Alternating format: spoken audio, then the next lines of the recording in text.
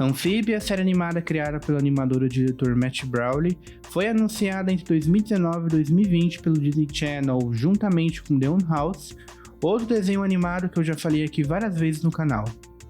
Ambas as séries são apontadas constantemente como sucessores espirituais de Gravity Falls, não apenas pelo fato de que tanto Matt Browley quanto Dana Terrace trabalharam em roteiros e storyboards da série do Alex Hirsch, mas também por terem pego emprestado essa maneira única de contar histórias de fantasia e de ficção científica, assim como todas as influências culturais que permaneiam essas obras. E da mesma forma que no ano passado eu lancei o vídeo sobre tudo o que é The Owl House, seria mais do que justo eu fazer também alguma coisa sobre Amphibia. A primeira coisa que eu posso falar sobre essa série é que o teletransporte de Anne Bunchoi para o mundo dos sapos e tritões, ao contrário do que existe em qualquer outro exemplo com a mesma premissa, não é trabalhado aqui como algum tipo de metáfora para mudança, transição ou amadurecimento de forma direta, onde em todos os eventos que correspondem a essa passagem do mundo humano para o mundo fantástico, existe automaticamente algum tipo de subtexto sobre amadurecimento e o aprendizado dos personagens principais. O que divide os dois universos distintos em Amphibia não é algum tipo de porta mágica ou vagão de trem infinito que por si só criam essa ideia de passagem, de transformação, de movimento de um estado de existência para o outro. O que divide o mundo humano da Anna, Sachi, Marcy e Amphibia é a caixa de música, um objeto que assume uma simbologia bem menos sólida em relação a tais conceitos e menos direto na abordagem de temas como amadurecimento e inclusão, tão comuns nos desenhos animados da atualidade. Aliás, eu até prefiro dizer que Amphibia se aproximou mais da fantasia medieval de histórias como O Senhor dos Anéis e Game of Thrones, com elementos típicos como profecias, reinos monárquicos e tiranos e lendas folclóricas milenares, assim como de animes Battle Shonen de pancadaria desenfreada como Dragon Ball e One Punch Man, com essas transformações de Super Saiyajin misturado com Cavaleiro do Zodíaco. A presença de temas como amadurecimento e escapismo, que são presentes em The Owl House e Infinity Train, mesmo sendo igualmente presentes em Amphibia, não são colocados como motor motivacional da jornada do trio protagonista, pelo fato de que não há uma relação direta entre o que as personagens sentem e o decorrer da aventura em si, com aquela leve exceção da Marcy que, como mostraram no final da segunda temporada, induziu Anne e Sasha a roubar a caixa de música pelo medo de ficar sozinha. A partir do momento que as três adolescentes caíram repentinamente no mundo de Amphibia, cada uma seguia um caminho diferente como se fosse uma espécie de chamado para a aventura, igual nas histórias clássicas de jornada do herói, mas com uma pitada excessivamente maior de acaso. Mas afinal, o que tudo isso significa?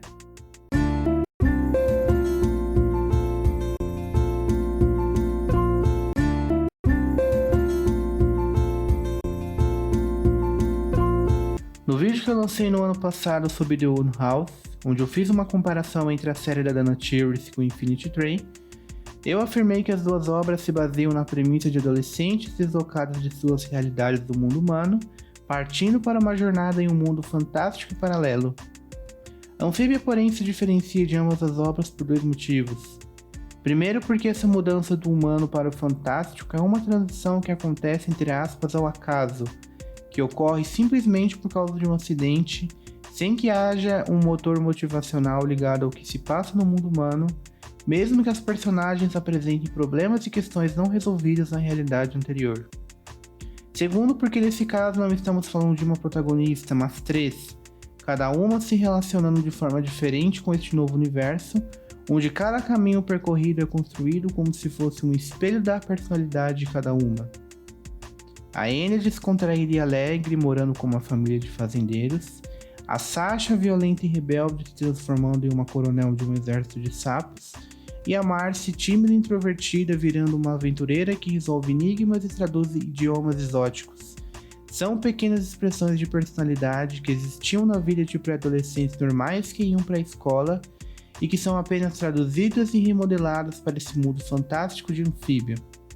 É completamente diferente do que acontece com a Luz de Owl House, onde ela é obrigada a assumir no mundo das bruxas um papel completamente diferente da zona de conforto que vivia no mundo humano.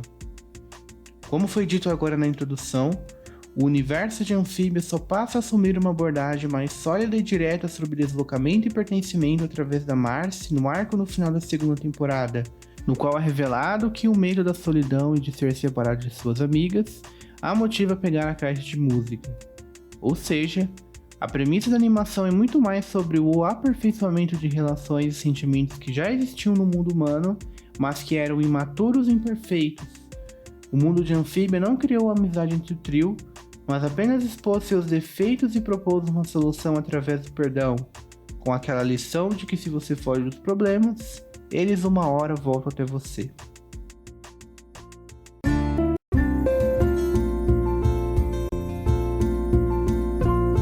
Agora eu vou mudar um pouco o assunto do vídeo e falar de um tópico mais voltado para a história do desenho em si. De tudo que pode ser comparado entre Amphibia e a Casa Coruja, aquilo que mais diferencia as duas obras são os vilões e antagonistas. Da mesma forma que Leon House tem o Imperador Beerus e o Colecionador, Amphibia tem o Rei Andreas e um Núcleo, mas ambos os grupos de vilões são extremamente diferentes em muita coisa, e quem assistiu o meu vídeo sobre Leon House vai saber exatamente o que estou falando. O Rei Andreas, antes de perder o posto de principal vilão do desenho para o Núcleo, representava a autoridade política ambiciosa, que desejava trazer de volta a grandeza e o poder da cidade de Tritopia, fazendo uma clara alusão ao passado de honra e glória que foi perdido com o tempo. E se isso lhe parece muito familiar, saiba que se trata de uma mera coincidência. Aqui vemos mais um exemplo de alguma produção da Disney que solta aos quatro ventos aquele discurso romantizado e clichê de valorização da amizade, que proteger os amigos e a família é mais importante que qualquer ambição política, econômica, etc, etc. O que é interessante, porém, é que esse mesmo idealismo, esse mesmo romantismo infantil desse tipo de lição de moral que qualquer história com final feliz possui, é que a ideologia do Rei Andreas é também envolta por um idealismo e por um romantismo do mesmo nível. E o melhor disso é que justamente aqui onde existe o elemento mais original de Amphibia, aquilo que não existe em nenhuma outra animação do gênero. A ambição política e a arrogância do Rei Andreas é demonstrada como um produto não humano, como se os objetivos do vilão secundário da série animada partissem de uma artificialidade, de algo que está alheio a tudo aquilo que é humano. O Núcleo é literalmente uma máquina sem sentimentos que age quase como uma divindade, sendo tratado pelo próprio Andreas como uma, e a coroa, o objeto inanimado que é a simbologia máxima da monarquia, é um meio principal de comunicação entre Andreas e seu pai, que serve até mesmo como parte de uma possível crítica do desenho ao poder político e autoritarismo, da mesma forma que Leon House fez com o Imperador Beerus. Ambos foram os dois conselheiros do Rei Andreas em todos os planos traçados, e ele só consegue se renegar da vilania e se transformar em alguém mais humano quando decide de fato combater o Núcleo e destruir sua coroa de rei. Afinal, como o típico clichê disneymaníaco demonstra, a amizade e a união são os valores universais da humanidade. A crítica ao idealismo prossegue com a Lua, que sempre foi considerada fonte de inspiração para artistas, poetas e, é claro, idealistas, se torna literalmente uma arma de destruição quando passa a ser controlada pelo Núcleo no último episódio e ir em direção ao planeta Terra de Amphibia para destruir toda a vida. Ou seja,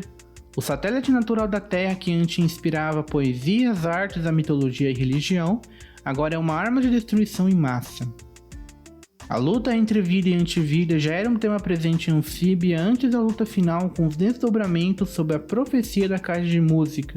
que já estava prevendo a vinda de 3 adolescentes do mundo humano, cada uma representando uma joia, que salvaria o mundo de uma ameaça maior.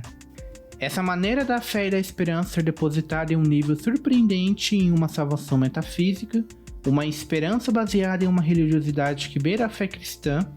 é mais uma faceta da humanização de criaturas contraditoriamente fantásticas. Com tudo isso, a gente percebe que, especialmente no ponto discutido nesse capítulo,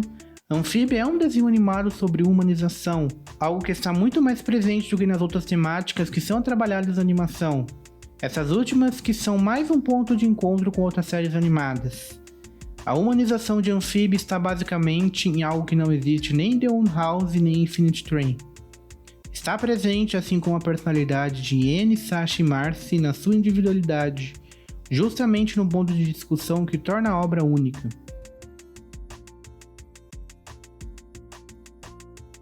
Muito obrigado por terem chegado até aqui, eu espero que vocês realmente tenham gostado do vídeo. Uma coisa que eu acho interessante para falar é que eu só vou voltar a falar de desenhos animados mais recentes quando lançar a terceira temporada de The Own House, que eu pretendo fazer um vídeo sobre. Ou seja,